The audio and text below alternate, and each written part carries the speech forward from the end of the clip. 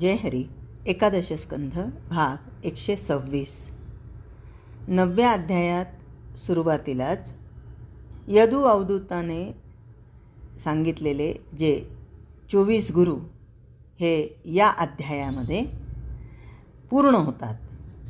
अवधूताने यदूला सांगितलेले जे गुरु आहेत त्यामध्ये टिटवा, बालक, कुमारी, सर्प, शर्कार, नरदेह या गुरूंचं वर्णन करण्याचं निमित्त करून नाथांनी पारमार्थिक जीवनाची 3-4 महत्त्वाची अंग वाचकांसमोर मांडली आहेत. आता हे वाचक कोण आहेत?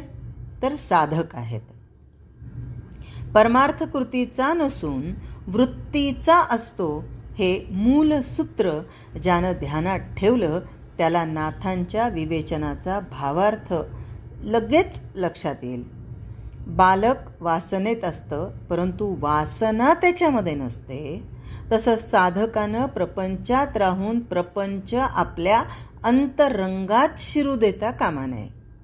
तसंच आपल्या सर्व शक्ती एका ध्येयावर म्हणजे भगवंताच्या ठिकाणी केंद्रित केल्या तर हा म्हणता परमार्थ साधतो हे शर्कारापासून शिकायचं. भगवंत साधण्यासाठी आपला जो देह आहे ना हेच मुख्य साधन आहे. पण देह दुधारी शस्त्राप्रमाणे काम करतो. इंद्रिय भोगासाठी त्याचा उपयोग केला तर अखेर असमाधान पदरात पडतं. उलट अध्यात्मासाठी त्याचा उपयोग केला तर तो भगवंतापर्यंत नेऊन पोहोचवतोच. माणसाला सच्चिदानंद पदवी तो प्राप्त करून देतो. आता तात्पर्य काय? तर जीवनातील प्रत्येक अनुभवाचा, प्रत्येक अंगाचा आणि प्रत्येक वस्तुस्थितीचा आपल्या साधनाला फायदा होईल अशा विवेकदृष्टीनं माणसानं जगावं. हा 24 गुरु सांगण्याचा मुख्य हेतू आहे. या अध्यायाच्या आरंभी नाथांनी श्री सद्गुरूंवर इंद्राचं रूपक रचलं आहे. त्या रूपकामध्ये सद्गुरूंचा खोल आत्मसाक्षात्कार, त्यांच्या स्वानंदाची मस्ती, त्यांचं विवेक वैराग्य, त्यांचा इंद्रिय निग्रह, त्यांची कृपा, त्यांची समदृष्टी आणि त्यांचा भक्तांवर अनुग्रह या सगळ्या गोष्टींचं वर्णन इंद्राच्या ऐश्वर्य रूपानं केलेलं लक्षात येतं. कोणत्याही थोर पुरुषाचा निकट सहवास ज्याला घडतो त्याच्या जीवनात आमूलाग्र परिवर्तन होतं. नाथांना हा अनुभव अति उत्कट प्रमाणात आल्यानं जिथे जिथे जनार्दन स्वामींचा संबंध येतो तिथे तिथे स्वामींच्या बद्दलची त्यांची कृतज्ञता दुथडी भरून वाहू लागते. त्यात पुन्हा नाथ महाराज मोठे रसिक असल्यानं त्यांचं प्रेम भिन्न भिन्न रूपकं घेऊन बाहेर पडतं. भागवतामध्ये गुरूंवर रचलेली अशी जी रूपकं आहेत त्यापैकी हे रूपक फारच उच्च दर्जाचं आहे. ते नीट समजलं तर त्यामध्ये संतांची अवस्था आणि साधनाची रूपरेषा ही साधकांना आढळून येईल. नाथ महाराज म्हणतात, हे ओंकार स्वरूप श्री सद्गुरू, तुला नमस्कार असो. तू अमरपती म्हणजे इंद्रच आहेस. आत्मानुभव हाच तुझा ऐरावत. तो हत्ती स्वानंद मदानं उन्मत्त होऊन डोलत आहे. तुझ्या हातात उपदेशाचं तीक्ष्ण वज्र आहे. जडजीवरूपी पर्वतांचे संकल्प विकल्प रूप पंख त्यानं तू तोडतोस आणि त्या जीवांची उत्तम रीतीनं पुन्हा आत्मपदावर स्थापना करतोस. विवेक हाच पारिजातक वृक्ष. वैराग्य रूप सुमनांनी तो घमघमीत झाला आहे. मुमुक्षू नावाचं भ्रमर त्या फुलात शिरून चित्त सुखाचा म्हणजे स्वानंदाचा मकरंद सेवन करतायत. उपशम हाच बृहस्पती. आता हे कोण आहेत? देवांचे गुरु बृहस्पती. उपशम हाच बृहस्पती होय. अगदी तुझ्या विश्वासात असल्यानं तो नेहमी तुझ्याजवळ असतो. तू त्याला अतिप्रेमानं वागवतोस. तुझ्या सभेतील तो मुख्य सभासद आहे. कृपारूप गायींनी तुझी खिल्लारं भरलेली आहेत. श्रद्धारूप वासरांच्या हंबरण्यानं त्यांना मोठा पान्हा फुटतो आणि दूध भरून वाहू लागतं. भगवंताच्या भक्तांना ते पुरतं.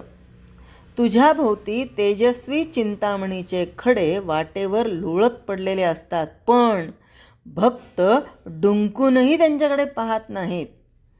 तुझ्या चरणाच्या आवडीमध्येच ते मस्त असतात. अष्टमहासिद्धी नावाच्या अप्सरा तुझ्या पुढे नाना प्रकारचे नाच करतात, पण तुझे खरे दास चुकून देखील त्यांच्याकडे पाहत नाहीत. मूर्ख माणसाच त्यांना भाळतात. सर्वत्र समदृष्टी हेच तुझं सिंहासन असून ते अढळ आहे. त्यावर सच्चिदानंदाची गादी असते. त्या गादीवर तू मोठ्या आरामात बसतोस. तुझं पद प्राप्त होण्यासाठी यज्ञकर्ते पुरुष यज्ञ करतात.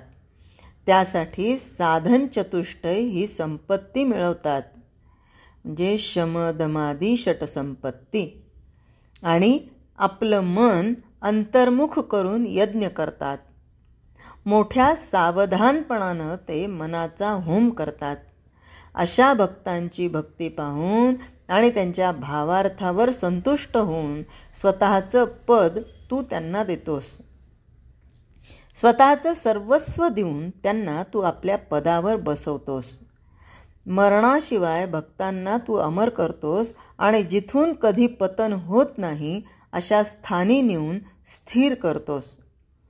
इंद्रानं अहिल्येशी व्यभिचार केला तर तो फक्त सहस्त्र नेत्रच झाला, तर तू वृंदेशी व्यभिचार केलास आणि सर्वांगानं सर्वत्र पाहणारा झालास.